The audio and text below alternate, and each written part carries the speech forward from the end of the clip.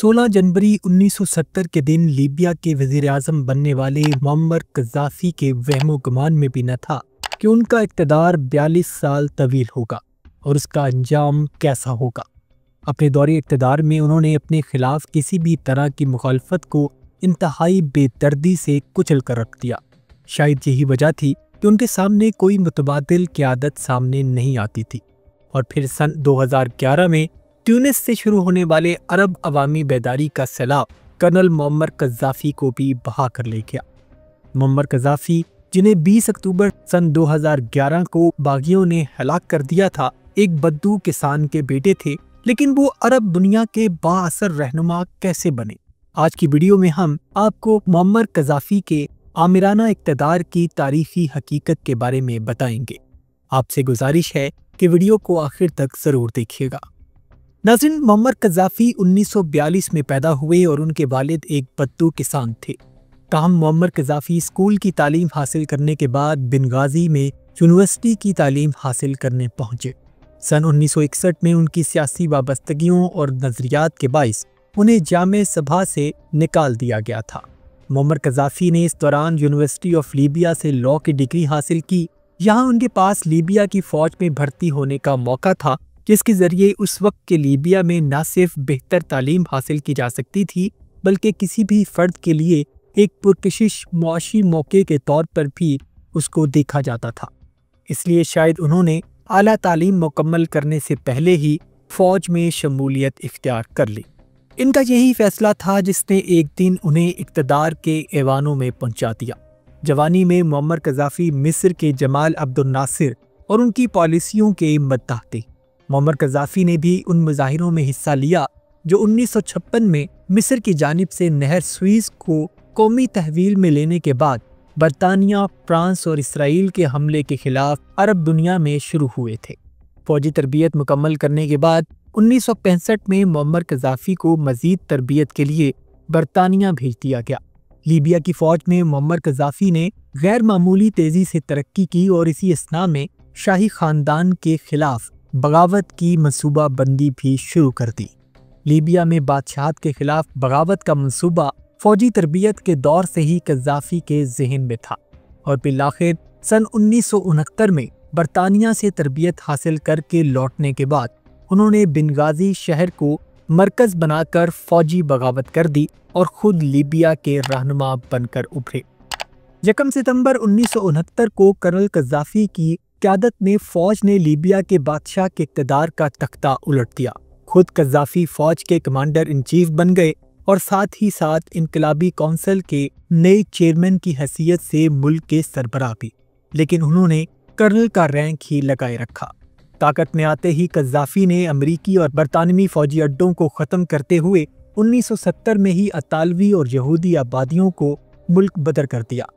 1973 में कर्नल कज़ाफ़ी ने मुल्क के तेल के तमाम असासे कौमी तहवील में ले लिए और उन्होंने मुल्क में शराब नोशी और जुआ खेलने पर भी मुकम्मल तौर पर पाबंदी आयद कर दी। इस दौरान उन्होंने बैनुल-अक़वामी तेल कंपनियों के एग्जीक्यूटिव्स को चैलेंज करते हुए कहा कि जो लोग 5000 साल तक बगैर तेल के जिंदा रहे, वो अपने जायज़ हकूक़ हासिल करने की कोशिश में मज़ीद कुछ साल और भी जिंदा रह सकते हैं। उनकी जानिब से किया गया ये चैलेंज काम कर गया और लीबिया तरक्की पजीर ममालिक में वो पहला मुल्क बना जिसने अपनी तेल की पैदावार का बड़ा शेयर हासिल कर लिया था। दूसरे अरब ममालिक ने जल्द ही इस नज़ीर को जवाज़ बनाते हुए सन 1970 की दहाई में अरब पेट्रो बूम यानी अरब ममालिक में तेल के इनकलाब की बुनियाद रखी। जो लीबिया काले सोने से मुनाफा हासिल करने के लिए बेहतरीन पोजीशन में आ चुका था, क्योंकि यहाँ तेल की पैदावार बाकी खलीजी ममालिक जितनी थी, लेकिन अफ्रीका में इस मुल्क की कुल आबादी सिर्फ 30 लाख थी, जो अफ्रीका में बहुत कम थी, और यूँ तेल ने लीबिया को बहुत जल्द अमीर बना दिया। कर्नल कज़ाफ़ी इसराइल से मुज़ाकरात के शदीद मुखालिफ थे और इस वजह से वो अरब दुनिया में एक ऐसे सरबराह बनकर उभरे जिन्होंने मिस्र और इसराइल के दरमियान अमन मुआहिदे को भी मुस्तरद कर दिया। कज़ाफ़ी की हुकूमत ने मुतअद्दिद हमसाया ममालिक में बगावत की कोशिशों में भी मदद की। 1970 के अवाइल में कज़ाफ़ी ने एक किताब ग्रीन बुक के ज़रिए अपना सियासी नज़रिया पेश किया, जिसमें इस्लामी सोशलिज़म को तरजीह दी جس کے تحت معاشی شعبوں کو قومی تحویل میں لینے کا ارادہ ظاہر کیا گیا۔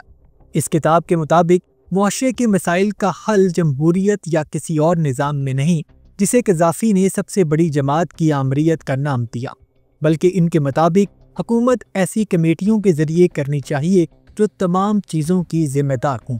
1989 میں قذافی نے لیبیا کی باضابطہ قیادت تو چھوڑ دی، لیکن ان کے دعووں کے برعکس کہ وہ محض ایک انقلابی رہنما ہے، طاقت اور اقتدار ان کے ہاتھوں میں ہی رہے۔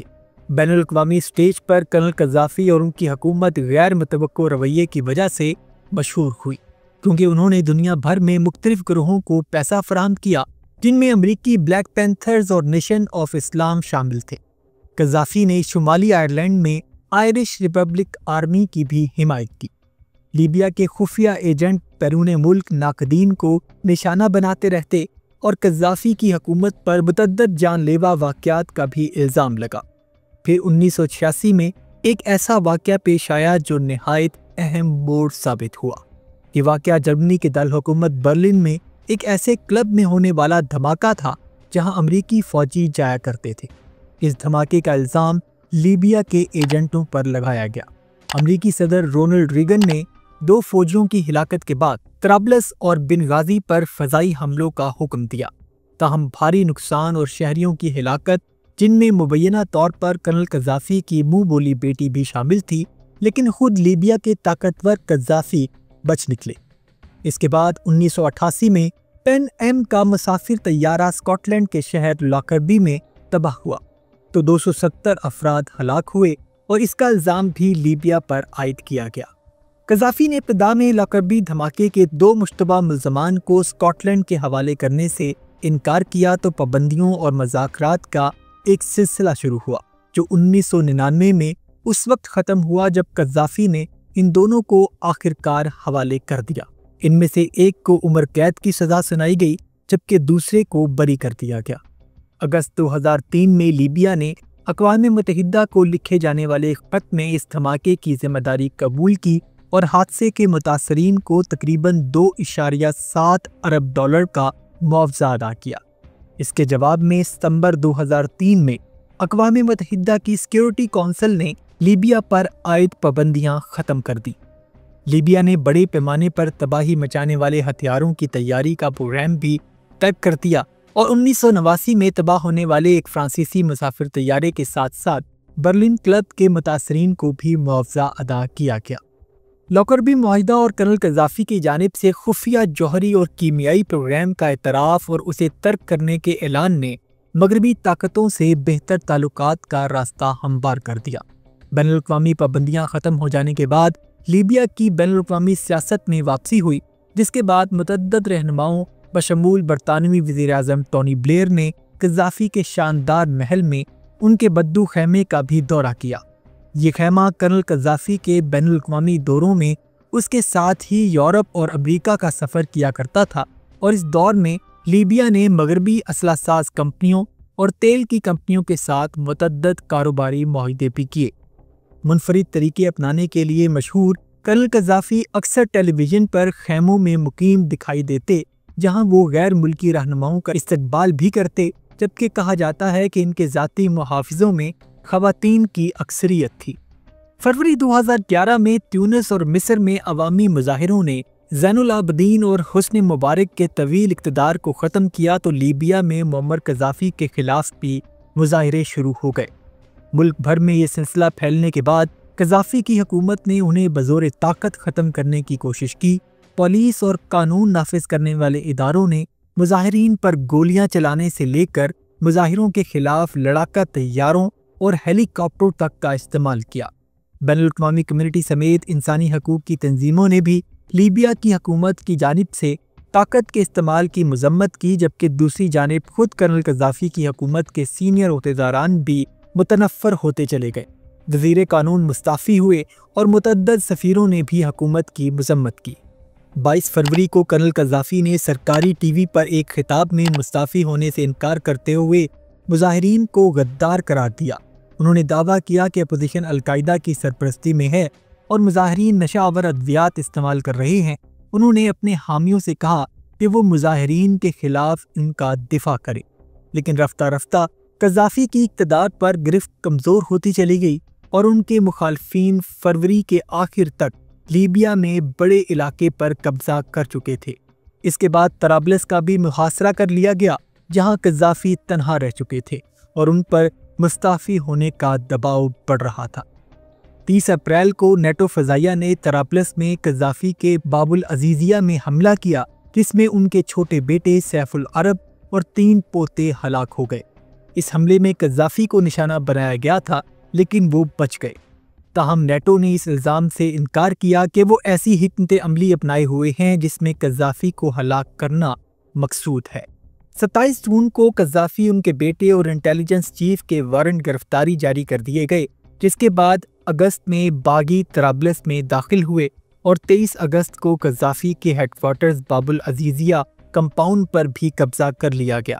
تاہم خود قذافی کا کچھ پتہ نہیں تھا اور انہوں نے متعدد آڈیو پیغامات میں لیبیا کی عوام سے باغیوں کے خلاف اٹھ کھڑے ہونے کو کہا۔ باغیوں کی جانب سے قذافی کے بارے میں معلومات فراہم کرنے پر $1.17 ملین کی انعامی رقم کا اعلان بھی کیا گیا۔ کرنل قذافی اور ان کے ساتھی جو گاڑیوں میں سوار تھے، لڑتے ہوئے مخالف جنگجوؤں کی صفوں میں سے نکلنے کی کوشش کر رہے تھے اور گاڑیوں کے اس قافلے میں کرنل قذافی کی فوج کے سربراہ ابو بکر یونس اور قذافی کے بیٹے معتصم بھی شامل تھے۔ جب نیٹو افواج میں شامل فرانسیسی طیارے نے گاڑیوں کے اس قافلے پر حملہ کیا، نیٹو کے اس حملے میں اسلحے سے لیس 15 گاڑیاں تباہ ہو گئیں، لیکن کرنل قذافی اور ان کے کچھ ساتھی اس حملے میں بچ گئے اور انہوں نے پانی کی نکاسی کے 2 بڑے پائپوں میں پناہ لے لی، مگر جنگجو جلد ہی اس کے قریب پہنچ گئے۔ سالم بکیر نامی ایک جنگجو نے میڈیا کو بتایا کہ پہلے ہم نے اینٹی ایئر کرافٹ گنوں سے کرنل قذافی اور ان کے ساتھیوں کی طرف فائرنگ کی، لیکن ان کا کوئی فائدہ نہیں ہوا۔